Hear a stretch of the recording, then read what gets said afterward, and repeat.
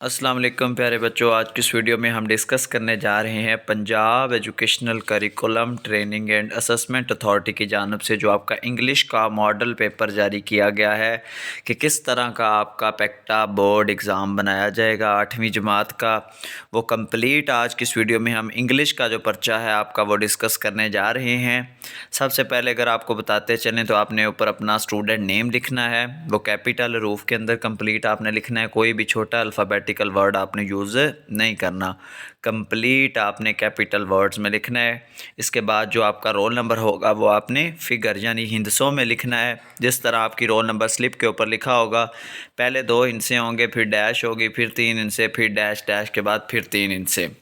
इसके बाद ये जो बाकी तमाम खाने बने हुए हैं ये सिर्फ ऑफिशियल यूज़ के लिए हैं कि जो पेपर चेकर होंगे या पेपर सुपरिटेंडेंट होंगे या हेड एग्ज़ामिनर होंगे या जो भी असिस्टेंट वगैरह होंगे पेपरों की तैनाती के लिए लगाए जाएंगे, जितने भी सुपरिटेंडेंट या इन्विजिलेटर्स वगैरह, ये तमाम खाने वही फिल करेंगे। हम बढ़ते हैं अपने पेपर की जानिब कि हमारा पेपर किस तरह का होगा। तो हमारा पेपर जो होगा वो हर बच्चे के लिए एक स्पेसिफ़िक कॉपी बनाई जाएगी, ठीक है, जिसके अंदर उसके लिए एमसीक्यूज़ के लिए अलग कॉपी होगी और दूसरे के लिए अलग कॉपी होगी। कॉपी से मुराद 2-3 पेज स्टेपल हुए होंगे, क्योंकि आपके जो एमसीक्यूज़ हैं ये कुल 8 सफ़हात पर मुश्तमिल होंगे। एमसीक्यूज़ के कुल नंबर 40 होंगे और 1 घंटा दिया जाएगा मारूज़ी सवालात को हल करने के लिए। तो आपके जो एमसीक्यूज़ होंगे ये इसी तर्ज के बनाए जाएंगे जिस तरह ऊपर आपको दिखाए जा रहे हैं, जैसे कि identify the word having a silent word. इनमें से साइलेंट वर्ड किसका है? लगेज, ग्लॉसरी, रैपिंग या फिर एडवांटेज, ठीक है।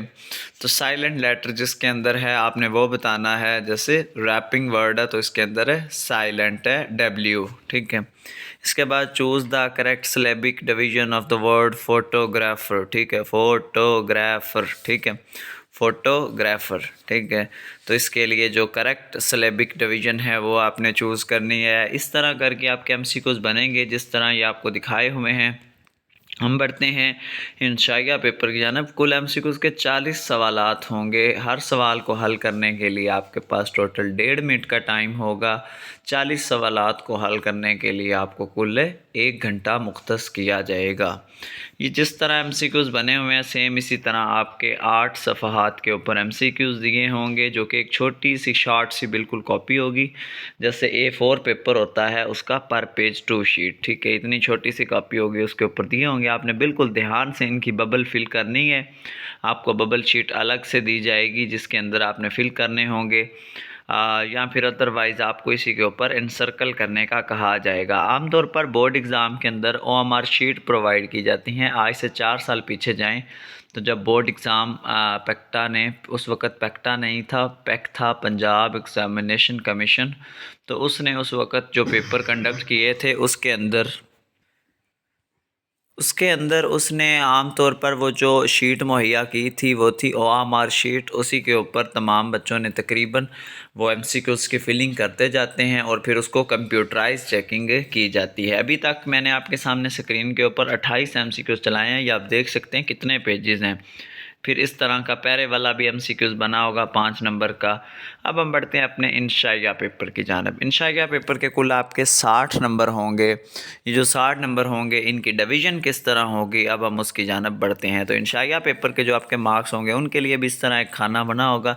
आपने इंशाइया पेपर के ऊपर भी सिर्फ अपना बड़े हरूफ में नाम और साथ अपना रोल नंबर की फिलिंग करनी है और फिर आगे सवालात के जवाब देना शुरू कर देने हैं। तो सबसे पहले जो हमारे पास क्वेश्चन नंबर 41 होगा, इसमें होगा read the paragraph carefully and answer the questions, use correct grammar, punctuation and spelling. वो कह रहा है कि नीचे दिए गए पैराग्राफ को पढ़ें और उससे नीचे जो सवालात दिए होंगे आपने उनके जवाबात देने हैं। ये 16 नंबर के कुल सवाल होंगे आपके।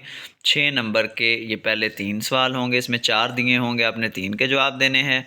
फिर अगले के अंदर 3 दिए होंगे, आपने 2 के जवाब देने हैं, 6 नंबर आपको उसके मिलेंगे। और इसके बाद आगे 2 सवाल दिए होंगे, उसमें आपने 1 का जवाब देना है।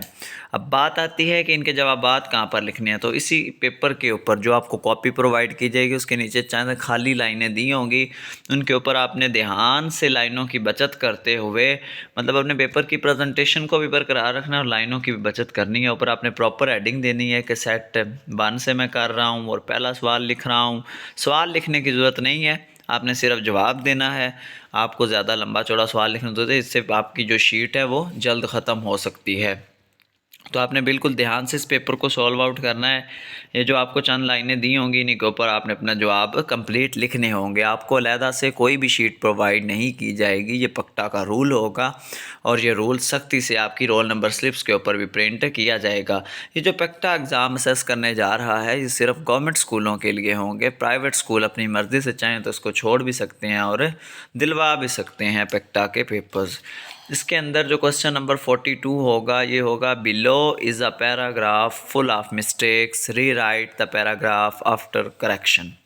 अब वो कह रहा है कि ये जो नीचे पैरा दिया हुआ है, इसमें बहुत सारी गलतियां दी हुई हैं, जैसा कि कैपिटलाइजेशन की गलतियां हो सकती हैं, और भी इसके अंदर बहुत सी मतलब कॉमा, फुल स्टॉप, जहाँ पे फुल स्टॉप लगता है वहाँ पर कॉमा, इन्वर्टेड कॉमास, इस तरह करके ढेर सारी गलतियां दी हुई हैं। वो कह रहा है कि आपने इसको रीराइट करना है।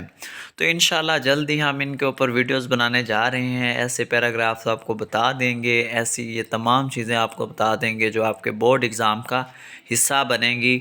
अब जो होंगे इसके आपके पास कुल 14 मार्क्स होंगे क्वेश्चन नंबर 42 के, कि ये पैराग्राफ गलत लिखा होगा, आपने इसको ठीक करके लिखना होगा। ये इतनी ही आपको लाइनें दी जाएंगी, आपने इसको बिल्कुल ठीक तरीके से लिखना है।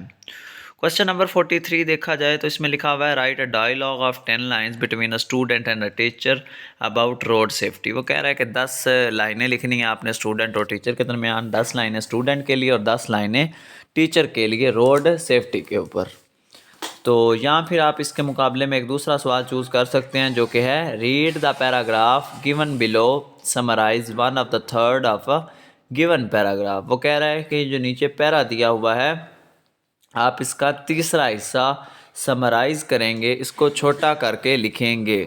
तो समराइज़ इस तरह करेंगे कि जिस तरह एक उर्दू के अंदर सबक का खुलासा लिखा जाता है, उसी तरह आप इस पेपर का भी, ये जो क्वेश्चन दिया होगा इस पेपर के अंदर, आप इसका खुलासा लिखेंगे। Your summary must describe all the key idea from the paragraph. वो कह रहा है कि इस पैरे के अंदर जो भी मेन आइडिया है आपका समरी में वो लाजमी आना चाहिए। डो नॉट इंक्लूड ओपिनियंस और personal information in the summary. वो कह रहा है कि अपनी तरफ से अपनी राय दही या फिर कोई भी मज़ीद अपनी पर्सनल इंफॉर्मेशन इस पैरे के अंदर आपने बिल्कुल भी नहीं लिखनी। Use correct grammar, punctuation and spelling. आपने बिल्कुल सही पंक्चुएशन और स्पेलिंग का इस्तेमाल करना है। ये जो इसकी समरी होगी ये आपने इधर नीचे लिखनी है। इसके बाद है question number 44। You are living in a hostel. Write a letter to your father. Inform him about your preparation for the upcoming examination. इसके अंदर 2 लेटर आपको दिए होंगे, आपने किसी एक लेटर का जवाब देना है नीचे दी गई चंद लाइनों के ऊपर। तो आपको उसके 10 नंबर अवार्ड किए जाएंगे।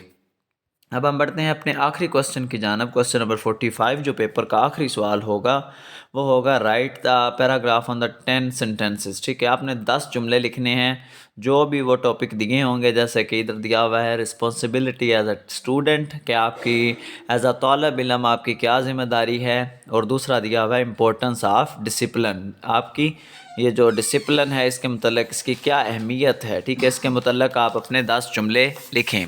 तो इस तरह करके ये जो नीचे लाइनें दी होंगी आपने इन्हीं के ऊपर अपना पेपर कंप्लीट करना होगा। ये आपके कंप्लीट पेपर का मैंने आपको ओवरव्यू दिया। आपका मज़ीद कोई भी क्वेश्चन हो पेक्टा के बोर्ड एग्ज़ाम के मतलब तो आप वो नीचे कमेंट बॉक्स में पूछ सकते हैं। इंशाल्लाह मिलते हैं एक नई वीडियो में, तब तक के लिए अल्लाह हाफिज़।